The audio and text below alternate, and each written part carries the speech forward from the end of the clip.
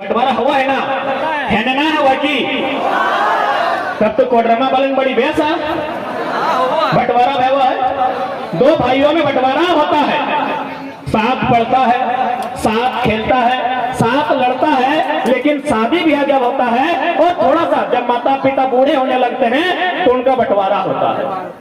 उनको चूल्हा अलग मिलता है, 12 बीघा 6 बीघा बन जाता है। ताकि थोड़ा डायलॉग फेमस है, 12 बीघा तो 12 बीघा 6 बीघा बन जाता है। दोनों भाई का हिस्सा में 6-6 बीघा आता है।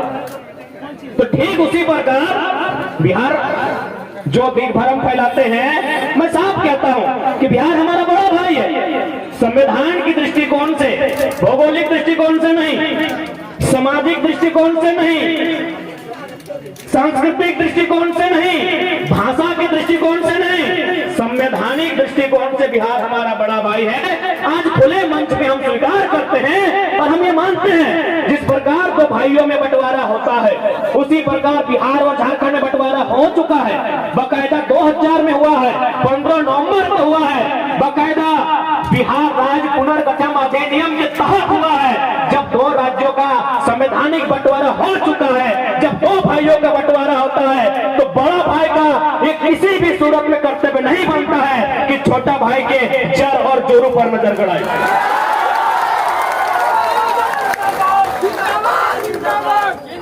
क्या एक भी उदाहरण ऐसा है कि दो भाइयों में बंटवारा होने के बाद बड़ा भाई लाख बलशाली है, बड़ा भाई लाख धनवान है, क्या छोटे भाई की जोरू और जमीन पे नजर गड़ाएगा? क्या बड़ा भाई को शोभा देगा? जब बंटवारा हो चुका है, बड़ा भाई को जबकि जाना है आपके पास 93,000 वर्ग किलोमीटर है, हमारे पास 79,000 वर्ग किलोमीटर है। जब बड़ा भाई छोटा भाई में बंटवारा हो चुका है, छोटा भाई अपनी जोरू ला चुका है, अपनी जमीन में दखल कर चुका है, तो आप कौन होते हैं कि वहां कौन सा फसल लगेगा?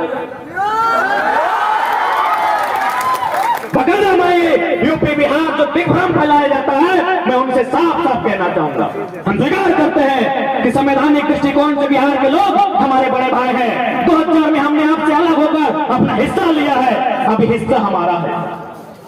यहाँ हम गेहूं लगाएं, चावल लगाएं, पुदीना लगाएं या धनिया लगाएं, ये हमारी इच्छा है।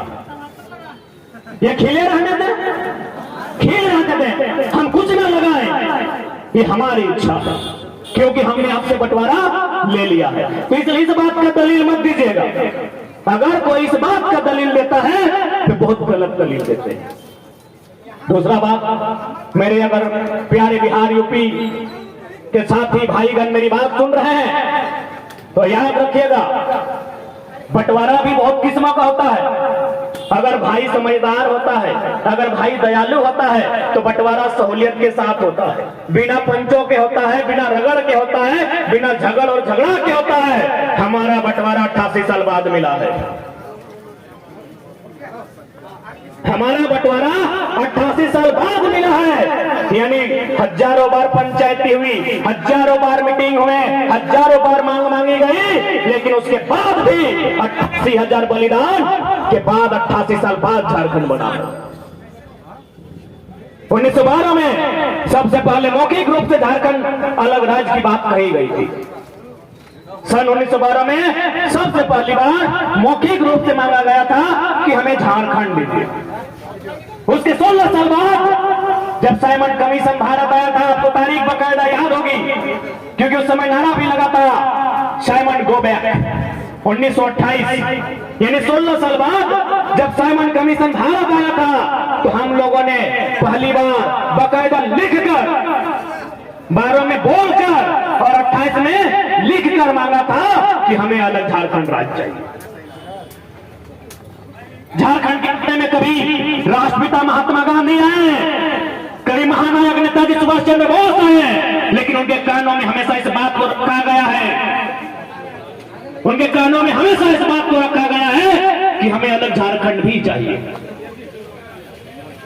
तो इसलिए मैं उम्मीद करता हूं यदि आपको कोई भ्रमित करने का प्रयास करेगा उनसे साफ कहिएगा, हम मानते हैं बिहार हमारा बड़ा भाई है, बंगाल हमारा उससे बड़ा भाई है और उड़ीसा बीच वाला भाई है। जब सबका बंटवारा हो गया है, बिहार उड़ीसा में नहीं, उड़ीसा बंगाल में नहीं, बंगाल बिहार उड़ीसा में नहीं, तो तीनों मिलकर झारखंड को काहे दबा रहा है?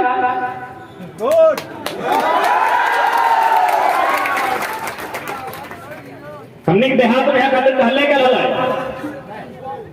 कि मैंने जमीन और जोरू जोर के नहीं तो कौन और के, वही हालत। आज आप देखिए झारखंड के किसी कार्यालय में जाइए, प्रखंड कार्यालय में जाइए, थाना प्रभारी के कक्ष में जाइए, जिला के किसी कार्यालय में जाइए, हर जगह बाहर के लोग हैं भाई। तो झारखंड क्यों बना था, एक लाइन बताइए, ये झारखंड राज्य क्यों बना था? यदि उन पे उनको काबिज होना था, अगर यहाँ बीडीओ सीओ उनको ही बनना था, डीएसपी अगर उनको ही बनना था, तो हमारे पूर्वज के बेवकूफ थे जो जान देने के बाद, बलिदान देने के बाद, संघर्ष करने के बाद, यातनाएं झेलने के बाद अलग झारखंड लिया। आज जिस क्षेत्र में हम खड़े हैं, यहाँ केवल झारखंड ही नहीं, यहाँ की सेंट्रल योजनाओं ने भी इस राज्य को, इस क्षेत्र को लूटने का काम किया। एक कहावत कही जाती है कि हमर पानी हमर पसीना, बिजली जले तो शेख हसीना। कि हमर पानी और हमर पसीना और बिजली जले तो मैडम शेख हसीना। शेख हसीना बांग्लादेश के प्रधानमंत्री। बिजली कहां बनता है? झुमरी तिलैया का डैम का पानी से, कोडरमा का धरती में।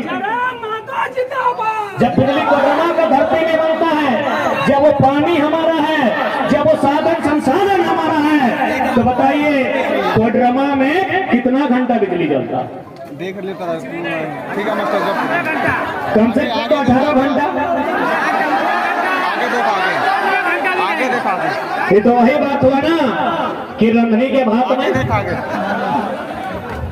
रंधनी के भात में, जो रंधा ओकरे भात में, कोडरमा में बिजली बनता है और ये बिजली बंगाल होते हुए बांग्लादेश जाती है। लेकिन यदि कोडरमा अंधेरे में रहता है तो सवाल राज्य से नहीं, जो हमारे लिए कोडरमा में संसद का प्रतिनिधित्व करती है, बकायदा मैडम से भी सवाल होता है।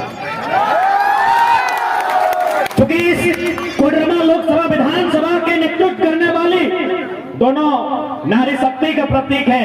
अतः हम उनकी व्यक्तिगत आलोचनाएं नहीं करेंगे, क्योंकि हमारा संगठन स्पष्ट कहा है, हम लोग बीमार, वृद्ध, विकलांग, बच्चे और महिलाओं का आदर करेंगे, आदर करते हैं, लेकिन उनकी नीतियों की आलोचना करेंगे और उनसे हम सवाल करेंगे। सबसे पहला सवाल तो सांसद महोदय के नाम से ही है हमारा। सांसद महोदया का नाम है अन्नपूर्णा, यही नाम है। इस हर नाम का अर्थ होता है, जैसे पवन यानी हवा, नीर यानी पानी, उसी तरह हर नाम का अर्थ होता है। यहाँ जितने लोग हैं कोडरमा लोकसभा के भीतर, अन्नपूर्णा का अर्थ क्या होता है? हम लोग पढ़े, अन्नपूर्णा का अर्थ होता है भोजन की देवी से। अन्न यानी यहाँ यानी अन्नपूर्ण का संबंध होता है, जो सबकी अपनी अपनी आस्था है, किसी की ईश्वर पे, किसी की अल्लाह पे, किसी की वाहेगुरु पे, तो किसी के पर्वतों पर, किसी की पहाड़ों पर। यानी अन्नपूर्ण का मतलब होता है जो देवी हमें आहार देती है, उसका मतलब होता है अन्नपूर्ण। तो इस हिसाब से तो नाम तो बड़ा सुंदर था, काम भी बड़ा सुंदर मिला था, उनको लोगों ने दिल्ली भेजा था, लेकिन सुन रहे हैं मैडम को 48 करोड़ का ठेका मिला है चुप रहने के लिए।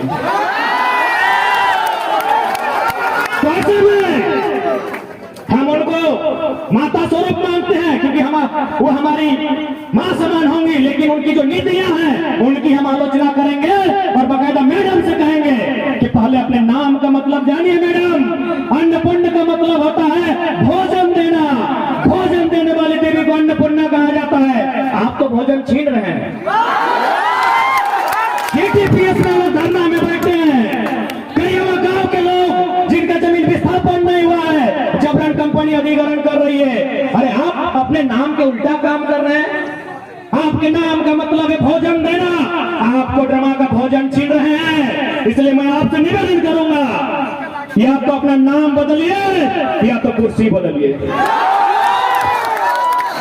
मैं सांसद महोदय से निवेदन करूंगा कि आप अपना नाम बदलिए और नहीं तो कुर्सी बदलिए, क्योंकि वह जिस कुर्सी में आप बैठे हैं उसकी उत्तरदायित्व दिल्ली में होता है। अगर आप दिल्ली में नहीं हमारी बात को रख पाते हैं तो 48 करोड़ हम लोग चंदा उठा के दे देंगे, हमारे भविष्य के साथ खिलवाड़ मत कीजिए। उसने भी सुनने में आया 18 करोड़ का मिट्टी भराई है। 18 लाख में 18 करोड़, 18 करोड़ यार कितना जीरो है गई है।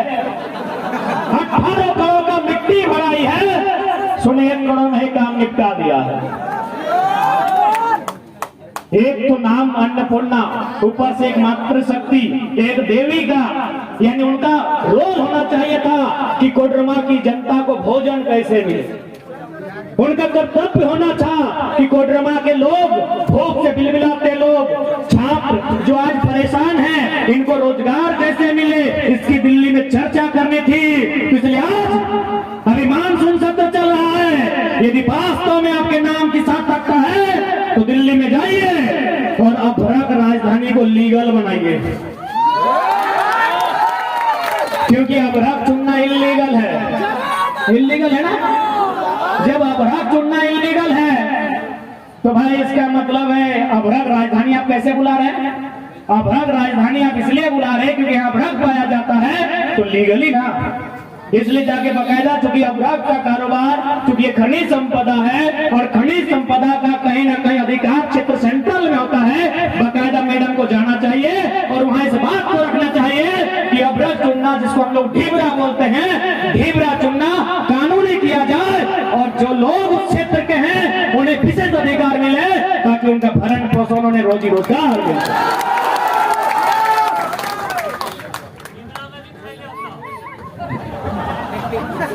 अरे ये तो हमारे भला है, ये तो हमारी मनुष्यता है, ये तो हमारी मनुष्यता है कि हम ढीबरा चुनने की बात कर रहे हैं, हम ढीबरा चबाने की बात कर रहे हैं, ढीबरा के माध्यम से भोजन की बात कर रहे हैं। ये तो हमारी सरलता है। यदि हमारी सरलता में जरा सी भी समस्या और बाधा उत्पन्न होगी तो हम ढीबरा नहीं चुनेंगे, 24 में हम एमपी की कुर्सी को चुनेंगे। तैयार है? बदलाव कोडरमा से होगा ना? और हम लोग कोडरमा विशेषकर इसलिए भी चाहते हैं बदलाव कोडरमा से हो क्योंकि यदि धनबाद बोकारो में परिणाम आएगा तो लोग जाति शब्द का ठप्पा लगाएंगे। आप भी सुनते होंगे। एक बात बताइए, क्या आज रोजगारी बेरोजगारी की जो समस्या है क्या किसी जाति की है? आज जो नियोजन की समस्या है क्या जाति की है? क्या बीमार कोई जाति विशेष के लोग होते हैं? तो ये केवल दिग्भ्रम इसलिए फैलाया जाता है क्योंकि हमारे सवाल का उत्तर राजधानी को छोड़िए, दिल्ली में बैठे लोगों के पास भी नहीं, इसलिए भ्रम फैलाया जाता है। और आज कहां जाती भाई? आज तो मैं मीडिया के माध्यम से पूरे राज्य को संदेश दूंगा, ये कोडरमा है, यहाँ तो हमारे कुर्मी समुदाय के लोग रहते भी नहीं। आज कहाँ जाती है? आज तो हमारे साथ फरजान खान आए हैं, दीपक रवानी आए हैं और इधर प्रेम नायक जी हैं, बेस्ट लोग हैं, स्वर्ण लोग हैं, हरिजन लोग हैं, संथाल लोग हैं। अरे हिरण का बात नहीं करेंगे, हिरण का तो मधेपुरा है।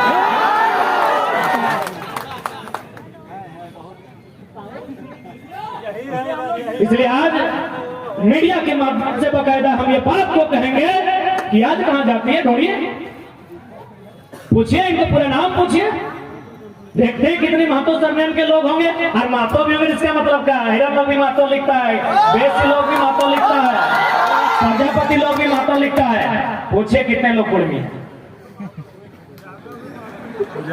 इसलिए सरनेम पे मत जाइए।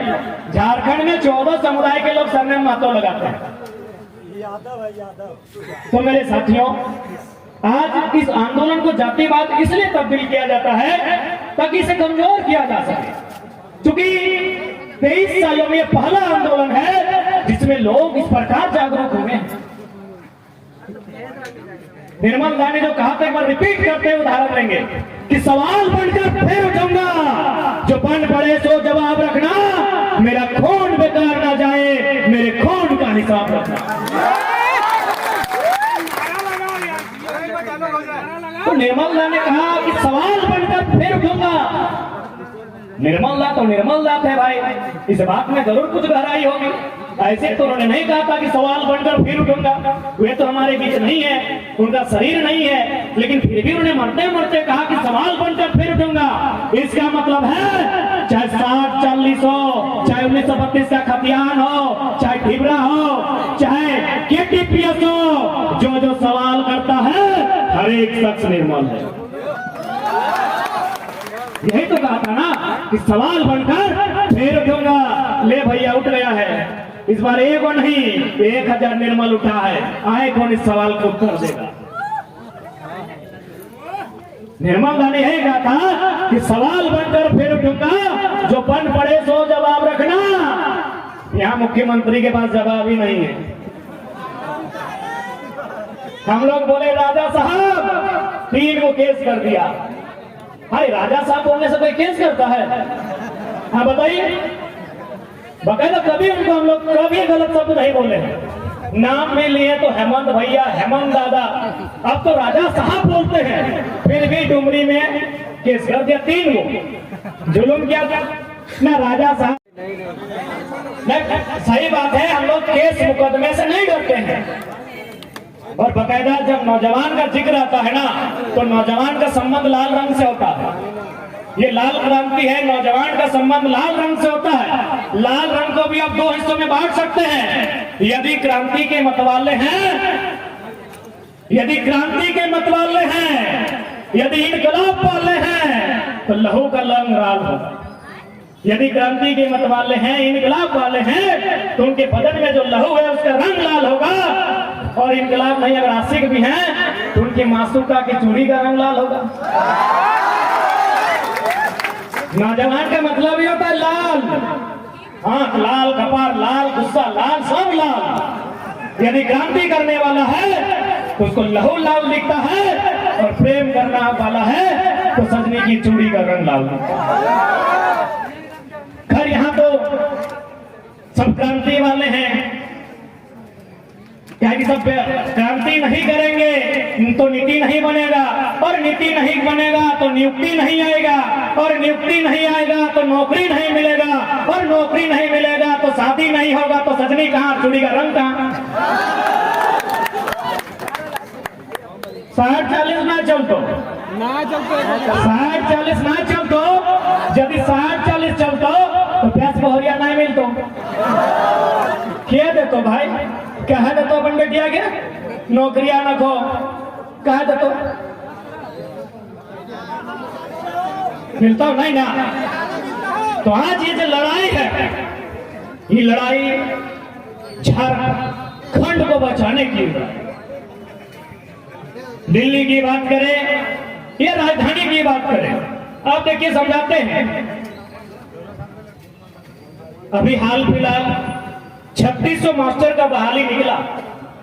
आप लोग बकायदा सुने होंगे, सुने नहीं, यहाँ हमको लगता है 50% ऐसे नौजवान हैं जिनको उत्कंठा भी है कि हम शिक्षक बने और सेवा करें।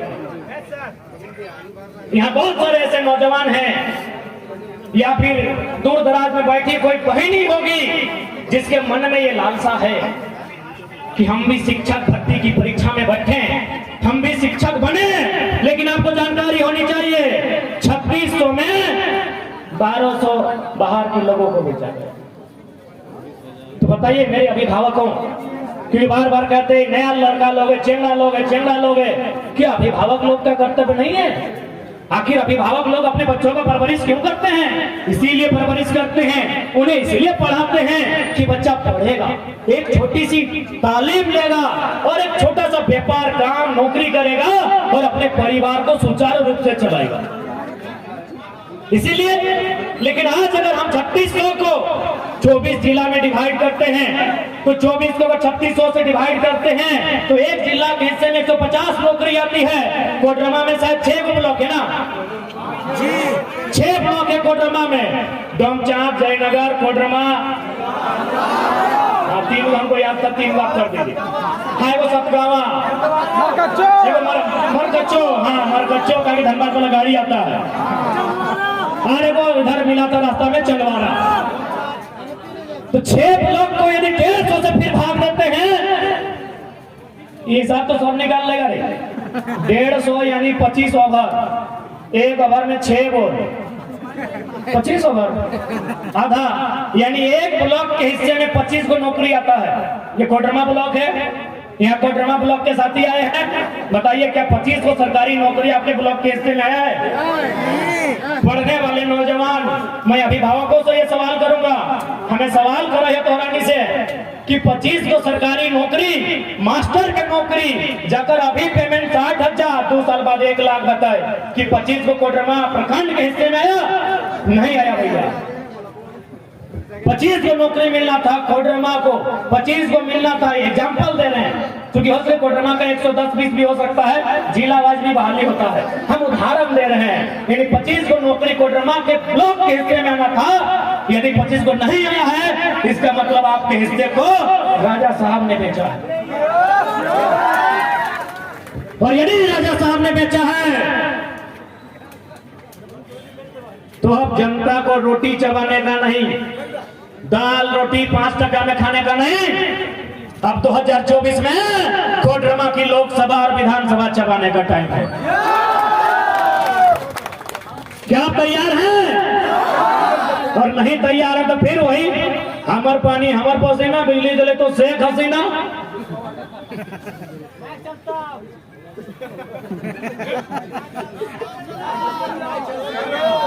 नहीं तो नया चलता कि हमार माटी हमार ढिबरा, और दुकान चले तो गुजरात के ढेबरा चलाए रहा लोग, चूंकि संसद में बकायदा इस बात को रखा नहीं गया। आज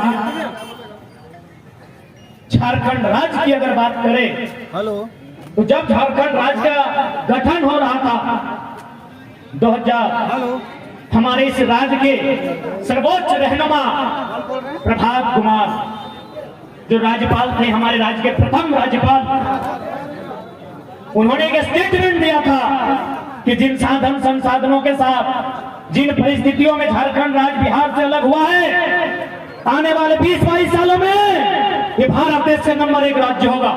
नंबर 1 राज्य होगा मतलब शिक्षा में नंबर 1, रोजगार में नंबर 1, स्वास्थ्य में नंबर 1, हर प्रकार से ये भारत का नंबर 1 राज्य होगा। मैं पूछना चाहता हूं कोडरमा की माटी में उपस्थित अपने अभिभावकों से, अपने भाइयों से, अपने बहनों से, क्या झारखंड भारत का नंबर 1 राज्य बना? पीछे से 3-4 में है, शिक्षा में पीछे से, रोजगार में पीछे से, प्रदूषण में पीछे से, स्वास्थ्य में पीछे से, हर प्रकार से झारखंड पीछे से बना। यही बगल में आपसे एक राज्य पार करके ठीक उड़ीसा के नीचे एक राज्य आता है तेलंगाना, जो सन 2014 में आंध्र प्रदेश से कट के अलग हुआ प्रशासनिक दृष्टिकोण से। आपको जानकारी होनी चाहिए कि जिस राज्य की अवधारणा आपके राज्य के 14 साल बाद रखा गया है, आज वो जीडीपी में भारत का नंबर 2 राज्य। तेलंगाना आज जीडीपी के मामले में भारत देश का नंबर 2 राज्य है। 14 साल बाद उसका गठन हुआ। ऐसा क्यों संभव हुआ? ऐसा क्यों संभव हुआ? तेलंगाना यदि जीडीपी में 2 है तो सोच के देखिए, झारखंड अगर ईमानदारी से चलता तो क्या होता? 1 नहीं 1++ होता। तेलंगाना के पास क्या है? हम लोग जानते हैं कि धान का कटोरा आंध्र प्रदेश को कहा जाता है। चलिए आंध्र प्रदेश से ही तेलंगाना बना है, हम उसको भी धान का कटोरा मान लेते हैं। यानी वहां अगर प्रमुख कुछ है तो कृषि है, खेती है, कुछ शिल्प होगा, कुछ पर्यटन होगा। अरे हमारे यहाँ कोयला और अभ्रक का खदान है। जिस राज्य में प्रमुख इनकम का स्रोत, जिसको हम लोग धान का कटोरा, चावल का कटोरा कहते हैं, आंध्र प्रदेश का टुकड़ा तेलंगाना जीडीपी में 2 पर है, तो 40% खनिज देने वाला झारखंड कहां होना चाहिए था? 1 में होना चाहिए था, 1+ में होना चाहिए था, लेकिन क्यों नहीं हुआ? शासन प्रशासन में बैठे लोग। जो पैसा हमारी अर्थव्यवस्था में, शिक्षा में खर्च होना चाहिए था, हमारे स्वास्थ्य में, हमारे रोजगार में, वो पैसा मैडम पूजा सिंघल खर्चा कर ले। वो पैसा आईएएस का छवि खराब करते हुए छवि रंजन ने जुगाड़ में लगा दिया। वो पैसा एक मामूली इंजीनियर का बेटा 35 का कुर्ता में खत्म कर दिया। टी शर्ट भी बनता है, एक मामूली इंजीनियर, उसका बेटा 35,000 का टी शर्ट और कुर्ता में उस राज के सपनों को निस्ना नाबूद कर देता। ये तो हो गए ब्यूरोक्रेट के लोग, प्रशासन के लोग। शासन वाले कौन सा हाथ सुथरा है? शासन में है फिलहाल माननीय मुख्यमंत्री श्री 108 श्री हेमंत सोरेन जी। इन्होंने क्या किया? जैसे इनकी सरकार बनी, अरे खुश जनता को करना था, इन लोग खुश किया अपना, पता नहीं किसको किया, साले लोग को किया। सुने होंगे इधर उधर कपड़ा का फैक्ट्री तो कोयला का खदान तो पत्थर तो लोहा का खदान। खुश करना चाहिए था जनता को, खुश करना चाहिए था माताओं बहनों को। इन्होंने माता बहन को ही खुश किया, लेकिन अपनी साली और अपने साली के बेटे की माता को फॉर्च्यूनर ले आन लो। अभी हमारी एक पोषक सखी दीदी लोग आई थी। मैं इस बात को रखने से पहले मैं केरला का उदाहरण देता हूँ। केरला एक ऐसा स्टेट है, पश्चिम बंगाल कर्नाटका एक ऐसे स्टेट है जहाँ की बहन यदि घर की सीमा को पार करती है तो डॉक्टर नहीं बनती है या तो मास्टर नहीं बनती है, लेकिन एक मेरा राज्य अगर मेरी बहन सीमा को पार करती है निगरानी बनती है दिल्ली में। बकायदा 75,000, पता नहीं जीरो का हेर फेर है क्या, 7500 ही मान लेते हैं ताकि हम किताब में पढ़े हैं। यही केरल राज्य है। राजस्थान की बहन अब यहाँ मेडिकल में आ गई है, यानी वहाँ की बहनें यदि अपने घर की चौखट को पार करती है, अपने दहलीज को पार करती है तो डॉक्टर नहीं बनती है, नर्स बनती है, मास्टर नहीं बनती है, लेकिन हमारी बहन दिल्ली में नौकरानी बनती है। इससे शर्म का बात क्या होगा? यहाँ पोषण सखी की बहनें आई थी अपना आवेदन लेकर। 10,000 बहनों की समस्या है। राजा साहब को अगर समस्या नहीं सूझ रहा है कि कैसे हल होगा तो राजा साहब खाली आप फॉर्च्यूनर तो छोड़ दीजिए ना, पोषण सखी का समस्या हल हो जाएगा। एगो फॉर्च्यूनर का दाम कितना है? 50 लाख मांगते हैं। 11 गो मंत्री यानी 11 गो, और स्काउट में 9-10 गो, 20 गो। 20 को अगर 50 लाख से गुना करे तो कितना है? गए 50 दूनी 10 है, 10 लाख है, 1 जीरो 1 करोड़ और 1 जीरो 10 करोड़। 10 करोड़ 10 करोड़ का खाली फॉर्च्यूनर है। रिपेयरिंग का पूछिए मत। सरकारी रिपेयरिंग बताएं आपको, सरकारी रिपेयरिंग हमारे पास देखो वीडियो ऑफिस का आदमी आया था, बोला ये टाइगर दा तो तो बढ़िया बात कर यार, गजब सरकार के घोटाला बताओ ही आरे को घोटाला हम बताए दियो। कंप्यूटर और 36,000 का सर्वर 40,000 का खर्चा होगा रिपेयरिंग में।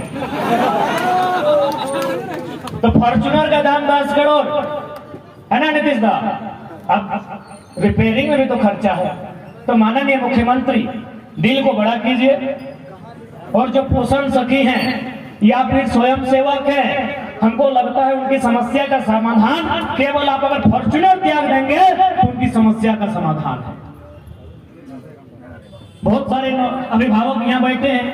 खैर नौजवान तो नौजवान को देख के उनको क्रेज रहता ही है, लेकिन नौजवान भी चाहता है कब तक झंडा ढोए यार, कुर्सी में बैठने वाला भी नौजवान होना चाहिए।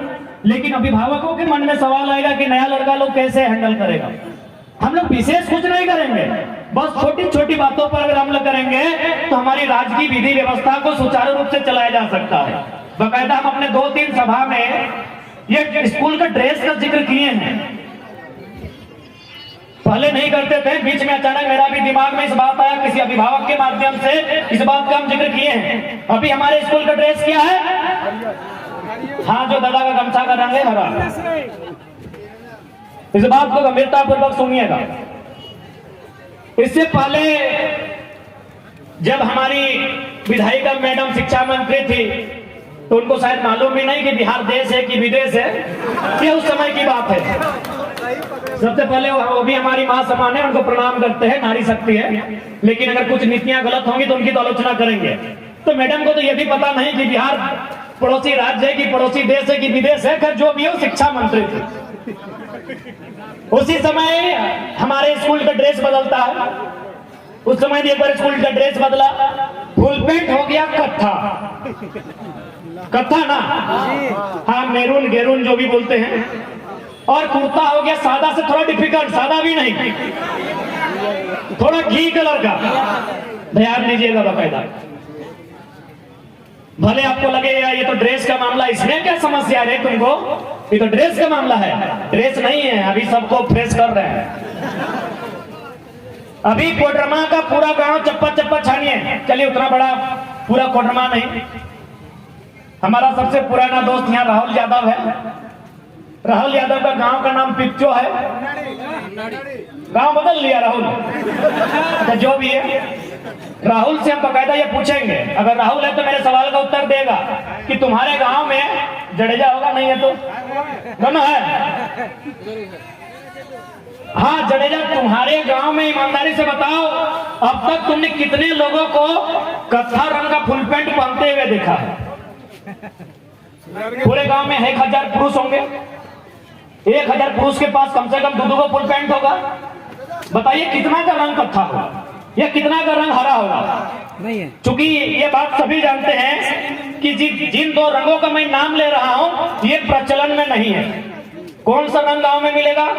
सादा मिल जाएगा, काला काला मैक्सिमम मिलेगा, ब्लू मिलेगा, एगो ब्राउन मिलेगा, और एगो चितकबरा टाइप का, मैंने अगर किसी का थोड़ा सा है तो हार्डली